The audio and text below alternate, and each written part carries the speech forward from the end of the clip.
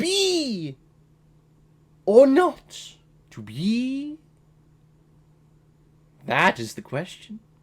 Whether it is nobler in the mind to suffer the slings and arrows of outrageous fortune, or to take arms against a sea of troubles and by opposing end them, to die, to sleep no more.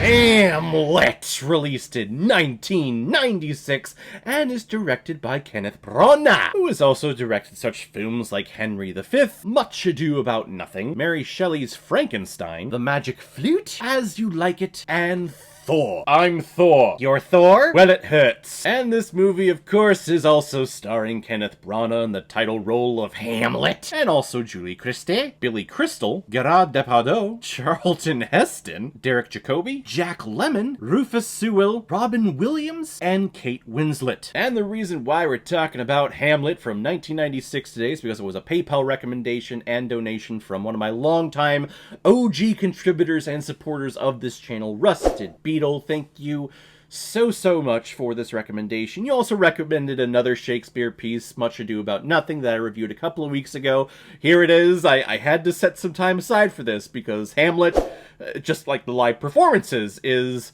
a long piece to watch, and here, this is the only film adaptation, or at least what Kenneth Branagh is claiming, the only film adaptation to say every single word from the original play. That means that this film is 4 hours. So yeah, I definitely had to set time aside for that. But if I can do it for Zack Snyder's Justice League, I can sure as hell do it for Bill Shakespeare's Hamlet, damn it. The King of Denmark has recently died, and 2 months have passed and everyone seems to have moved on quite quickly, in particular the king's brother Claudius marrying the widow Gertrude. The only one seem fixated on the king's death is the young prince of Denmark himself, Hamlet. And one night Hamlet is greeted by the ghost of his dead father, where he tells him that it was not of natural causes, but he was in fact murdered by his brother. So now Hamlet is on a one-man mission to prove that Claudius is a murderer, and he seeks vengeance on those that killed his father. And along the way, we have a bunch of monologues and talk about death and the reasons for living and being here. What's even the point of going through with any action if you're only just gonna go and die anyway? Why not kill yourself right away here? That's really what that whole to be or not to be monologue is from. It's one of the most famously written monologues of all time. It's really the thing, I would say it's the thing that Shakespeare is known for, just that opening line, to be or not to be. That is the question. Is it worth it to be here and live a life, even though the world is constantly going to throw heartache and pain and suffering towards you? Is it frickin' worth it? Yeah, the more I talk about it, the more I think it's one of the greatest things ever written. It's so good. This whole thing is so goddamn good. And Shakespeare gets a bad rap, especially from my students, who, whenever you say Shakespeare, you go, oh, there's iambic pentameter, there's poetry, people are talking, I have no idea what they're saying. If you give yourself 5 to 10 minutes and listen to this play in the first 10 minutes, your brain will start to comprehend how these people talk and exactly what's going on here. Because if you break it down, this is a pretty epic play, and it's a pretty epic feature. There's murder, there's conspiracy, there is sword fight, there is love, there is sex, there is hatred, there is vengeance, and there's some comedic pieces in here as well. That's why we have Billy Crystal. You would think that we would put Robin Williams in that role of the gravedigger, and then Billy Crystal or anyone else as the messenger at the end of the movie, but, you know, it's dang it. It's a wasted opportunity, in my opinion. This is one of those movies and adaptations and just castings that you're just constantly surprised every single time a new character comes on screen. Right away, we get frickin' Jack Lemmon as one of the patrol guards in the beginning. Like, holy shit! Okay, we got some star power here. Sir Attenborough shows up in here, Robin Williams, like I said, Kate Winslet is in here, and hell, I'm not even gonna look up her actual name because she will always be Aunt May to me in the original Spider-Man trilogy. She appears in here. You even have Charlton Heston here as one of the players delivering a glorious, bloodthirsty speech. Oh god, this movie's so great. And it's all capped off with Kenneth Branagh playing the role of Hamlet, which this had to have been one of the most daunting tasks for for any actor slash director in the history of film. It has to be. You're going to direct the complete version of Hamlet, but you yourself is also going to star as Hamlet. Like, you have to be insane. Why would you tackle that? Why would you do that? And that's a question I would also have to ask the movie studio about, like, why would you greenlight this idea? Someone comes to you and say, hey, I want to make a movie with all of these big names, and I want to do Hamlet, and I want to do the full version. I don't want to cut out, little scenes that we feel don't play into the resolution of the movie. No.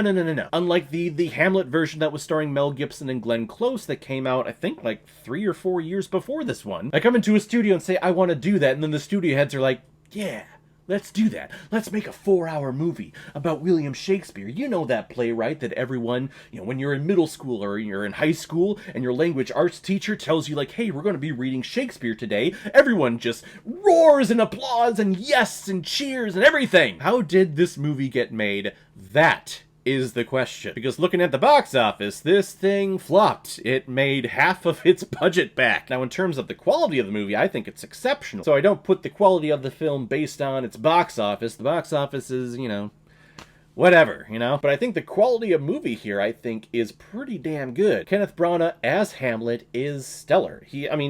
It's Kenneth Branagh. It's Shakespeare. So whenever he's doing a Shakespearean performance, I'm all in. I love seeing him.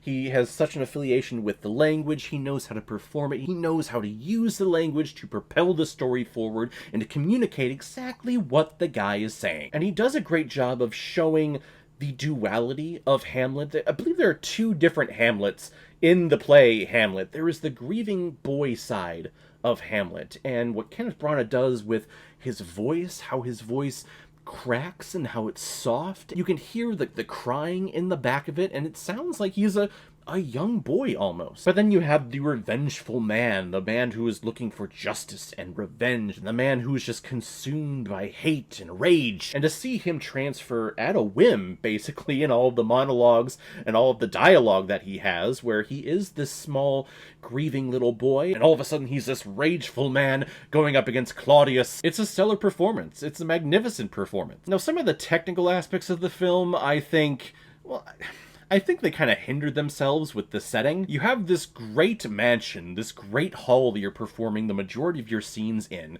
which makes sense. This is a king. They're supposed to have this great castle, this great big kingdom that they're living in. But you could tell the sound guy was definitely struggling to mic these people, because whenever they were in that great hall, you get all of this echo just in the background. And I think there are times where it's like, yeah, we want that echo. We want to have that reverb going off the walls. But there are also times when it gets to a soft-spoken scene where Ophelia's losing her mind and Laertes is there, just seeing her crumble before his eyes. You just hear the echo in the background too, and I'm just thinking, like, the sound guy's like, motherfucker, why do we have to set this in this room? God damn it, I can't mic anyone. Setting, though, is beautiful. It is gorgeous. And all these mirrors that are on the wall, and how really when it comes to Hamlet, there's so many people watching everything. Hamlet is watching Claudius. Claudius is watching Hamlet. Polonius is constantly watching Hamlet. And that didn't work out too well for him. I am slain! It gives you a sense of you're constantly looking for the truth. You can tell yourself the truth, you can internalize the truth in your mind and in your heart, but really when you look at yourself in the mirror, kind of all the truths that you weren't realizing or that you didn't want to admit kind of come true, and they come to the forefront for you. Now, there are also points in this movie where you get the long, drawn-out monologues, and back in Shakespeare's time, you didn't have, fancy visual effects. The reason why Shakespeare has so much dialogue in it is because they didn't have a lot of set dressing. They didn't have a lot of props. So they would paint the scene, they would paint the set with their words and what they were saying. So they would tell the audience what they were seeing and their setting that they were in, and painting this beautiful picture just through words. That style doesn't really work in film, because film, you can really show everyone where you are, and you can show the setting. So to have someone talking about the setting, and here we are there in the setting, it kind of gets a little boring, or at least your mind starts checking out a little bit. So Branagh would cut in little tiny clips and slowed down scenes of maybe the king, or maybe like the ground opening up, or maybe showing another king off into the distance from Norway who has a little problem that comes out of nowhere at the end of this movie. It would show little glimpses like that, and I'm like, I know what you're doing, Branagh. You're trying to include and, you know, make this entertaining, and it keep our eyes entertained as much as possible, but sometimes it's just not working. And there is one tiny, hilarious detail in the very end of this play when Hamlet is just about to die, but he's going to take out Claudius. He is on the other side of this throne room, up in the balcony, and he realizes that Claudius has killed the queen because he poisoned the cup, and the cup was drank by the queen. So now Claudius is running away. But to stop him... Oh, yeah, I'm thinking about it right now. Okay, to stop him, he takes his little fencing sword, this little dingy thing, and he throws...